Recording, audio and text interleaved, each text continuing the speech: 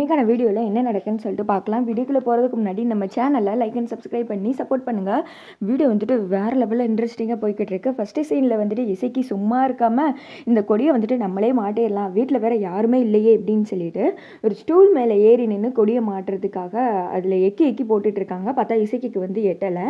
அதே சமயத்தில் சிவபாலனும் அவங்க அம்மா பாக்கியம் இருக்காங்களே, அவங்களும் வந்துட்டு இசைக்கியை பார்க்குறதுக்காக காரில் வந்துட்டு இருக்காங்க.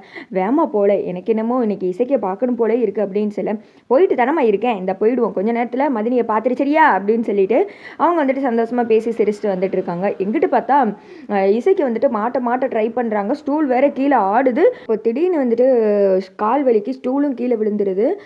அங்கே ஒரு படி மாதிரி இருக்கு, அதில் வந்துட்டு இசைக்கியோட வயிறு அடித்து பயங்கரமாக வலியில் வந்துட்டு துடிக்கிறாங்க. கீழே உருண்டு வந்து அவங்களோட மொபைல் ஃபோன் வேற அவங்கள விட்டு கொஞ்சம் தள்ளி கிடக்கு. இசைக்கியை விட்டு இசைக்கு வந்துட்டு ஐயோ முடியலையே, வலி உயிர் போதே, யாராவது இருக்கீங்களா, வந்து என்னை குழந்தைய காப்பாற்றுங்க அப்படின்னு சொல்லிட்டு கத்துறாங்க. ஆனால் வீட்டில் யாருமே இல்லை.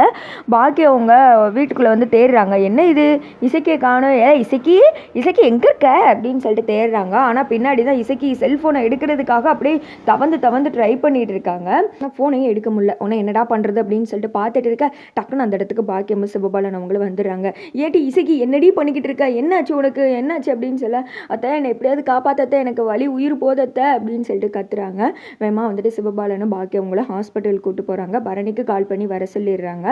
அடுத்து அதே சமயத்தில் அந்தத்துக்கு முத்துப்பாண்டி கால் பண்ணி ஹாஸ்பிட்டல் வர சொல்கிறாங்க. அம்மா என்னம்மா ஆச்சு அப்படின்னு சொல்ல, ஏட்டா எனக்கே என்ன ஆச்சுன்னு தெரியலை, வீட்டுக்கு போனால் அவள் புறப்பக்கத்தில் கீழே விழுந்து அழுதுட்டு இருந்தா, நாங்கள் ஹாஸ்பிட்டல் தூக்கிட்டு வந்தோம் அப்படின்னு சொல்ல, உடனே அந்த இடத்துக்கு சண்முகங்களும் வந்துடுறாங்க.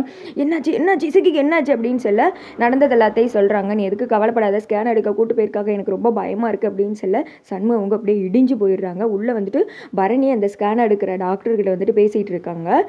அக்கா தங்கச்சி யாரும் சும்மாவே இருக்க மாட்டாங்க, அவ்வளோ ஏதாவது ஒரு வேலை வச்சிருவாங்க அப்படின்ற மாதிரியே தான் இருக்குது. இங்கிட்டு வந்துட்டு முத்துப்பாண்டி ரொம்ப ஃபீல் பண்ணுறாங்க. என் குழந்தைக்கு இசைக்கு எதுவுமே ஆகக்கூடாது அப்படின்னு சொல்லிட்டு, நீ எதுக்கு கவலைப்படாத, நம்ம முருகன் இருக்கான் அப்படின்னு சொல்லிட்டு வந்து பேசாதோட பார்த்தீங்கன்னா வீடியோ முடிஞ்சு.